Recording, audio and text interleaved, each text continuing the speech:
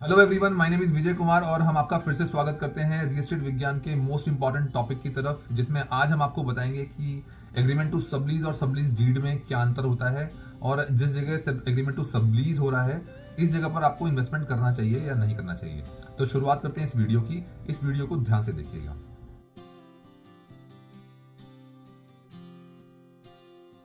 2017 के आसपास लगभग 50,000 होम बायर्स नोएडा और ग्रेटर नोएडा की वेरियस सोसाइटीज के अंदर इलीगली रह रहे थे। अब हमें यहाँ पर इलीगल का मतलब समझना होगा। इलीगल का मतलब है possession without execution of sale deed. अब यहाँ पर जितने भी होम बायर्स हैं उनको ऑक्यूपेंसी सर्टिफिकेट के बिना बिल्डर द्वारा अपार्टमेंट में रहने के लिए मजबूर किया जा रहा था, और जिससे गौतम बुद्ध नगर एडमिनिस्ट्रेशन को लगभग 1300 करोड़ रुपए का नुकसान भी हो रहा था।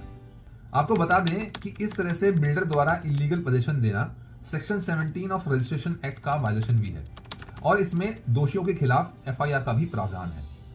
ऐसी सिचुएशन के अंदर सबसे ज्यादा सफर जो है वो होम बायर्स को ही करना पड़ता है। विदाउट ऑक्यूपेंसी सर्टिफिकेट वो अपने अपार्टमेंट में शिफ्ट नहीं कर सकते। एक तरफ उनके ऊपर ईएमआई का बोझ होता है और दूसरी तरफ वो अपना रेगुलर रेंट भी पे करते हैं। तो इस प्रॉब्लम को सॉल्व करने के लिए गौतम बुद्ध नगर एडमिनिस्ट्रेशन ने बायर्स की सिचुएशन को और रेवेन्यू लॉस को ध्यान में रखते हुए एग्रीमेंट टू सबलीज को मार्केट के अंदर इंट्रोड्यूस किया। आइए सबसे पहले जानते हैं कि एग्रीमेंट टू सबलीज क्या होता है। गौतम बुद्ध नगर की जितनी भी अथॉरिटी की जमीन पर सेक्टर्स या ग्रुप हाउसिंग प्रोजेक्ट्स बने हुए हैं, यहाँ सब लीज पर हैं। यानी यहाँ हाउस टैक्स ना जाकर 99 ईयर्स या ज्यादा समय के लिए लीज रेंट पे करना होता है। लीज होल्ड प्रॉपर्टी और फ्री होल्ड प्रॉपर्टी के ऊपर बना हमारा वीडियो आप देख सकते हैं। जब अथॉरिटी किसी ग्रुप हाउसिंग प्रोजेक्ट को लैंड अलॉट करता है तो सारे ड्यूज क्लियर करने के बाद डेवलपर को ओसी यानी ऑक्यूपेंसी सर्टिफिकेट और सीसी यानी कि कंप्लीशन सर्टिफिकेट इशू करता है, जिसके बाद डेवलपर को सेल डीड एग्जीक्यूट करने की परमिशन मिल जाती है और बायर्स अपनी रजिस्ट्री यानी कि सबलीज डीड प्रोसेस कर पाता है। उम्मीद है आपको रजिस्ट्री यानी कि सबलीज डीड के बारे में पता चल गया होगा। अब हम आपको बताते हैं कि एग्रीमेंट टू सबलीज होता क्या है। फंड क्रंच या फिर कोई टेक्निकल इशू की वजह से अगर डेवलपर को ओसी या सीसी नहीं मिल पाता है तो बायर को लीगली शिफ्ट करने के लिए एग्रीमेंट टू सबलीज कराया जाता है। Agreement to sublease with possession एक रजिस्टर्ड डॉक्यूमेंट है जो कि इंडियन स्टैंप एक्ट के द्वारा गवर्न किया जाता है, जिसके कराने के बाद अलॉटी लीगली प्रॉपर्टी पर पोजीशन पा सकता है। इस रजिस्टर्ड डॉक्यूमेंट के थ्रू गवर्नमेंट को सारा स्टैंप ड्यूटी पे किया जाता है और इसके बाद बायर्स एक लीगल ओनर बन जाता है। गौतम बुद्ध नगर में इस वक्त 7% स्टैंप ड्यूटी आपको सर्कुलर वैल्यू या सेलिंग प्राइस के ऊपर पे करना होता है। एग्रीमेंट टू सबलीज के रजिस्टर्ड होने के बाद ट्राइपार्टिएट सबलीज डीड रजिस्ट्रेशन के दौरान आपको स्टाम्प ड्यूटी पे करने की दोबारा रिक्वायरमेंट नहीं पड़ती।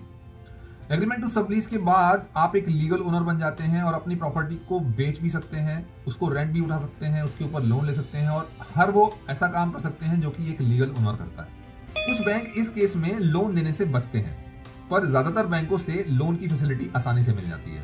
और ध्यान देने वाली बात यह भी है कि अगर आप किसी भी सोसाइटी के अंदर विदाउट एग्रीमेंट टू सबलीज के वहां पर रह रहे हैं तो आपको पेनल्टी के तौर पर टोटल स्टाम्प ड्यूटी का 10 गुना भी पे करना पड़ सकता है।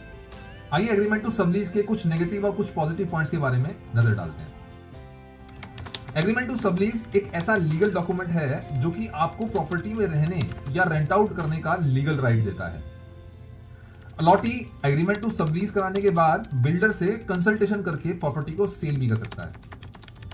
तीसरा, एग्रीमेंट टू सबलीज के केस में कुछ बैंकों के अलावा सभी बैंक वहां पर लोन कर सकते हैं। चौथा, एक बार स्टाम्प ड्यूटी पे करने के बाद बढ़ी हुई स्टाम्प ड्यूटी का इस पर कोई भी इफेक्ट नहीं पड़ता है। बिल्डर से किसी भी तरह के डिस्प्यूट में यह बहुत ही हेल्प करता है।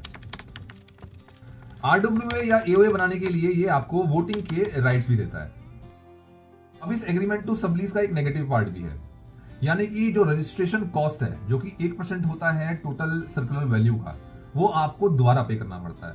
लेकिन बहुत सारे पेनल्टीज, बहुत सारी चीजों से अगर आप बच जाते हैं तो ये 1% जो है ये बिल्कुल मायने नहीं रखता। तो आपको एग्रीमेंट टू सबलीज टाइम से करा लेना चाहिए। देखिए, हम लोग उन सभी होम बायर्स को जिन्होंने किसी रेडी टू ओन प्रॉपर्टी को पसंद किया है और वहां पर एग्रीमेंट टू सबलीज है और आप उस अपार्टमेंट को परचेज करना चाहते हैं तो आप बेफिक्र होकर उस अपार्टमेंट को परचेज कर सकते हैं। और दूसरा, जो लोग किसी अपार्टमेंट में ऑलरेडी रह रहे हों और किसी कारण से वहां पर ओसी नहीं है तो भी आपको एग्रीमेंट टू सबलीज करा लेना चाहिए। ये वीडियो आपको कैसी लगी हमें कमेंट में ज़रूर बताइएगा। हम इसी तरीके की बेनिफिशियल वीडियो लेके आपके पास आते रहेंगे। रियल एस्टेट विज्ञान को पसंद करने के लिए आपका बहुत बहुत धन्यवाद। आपका दिन शुभ हो। जय हिंद।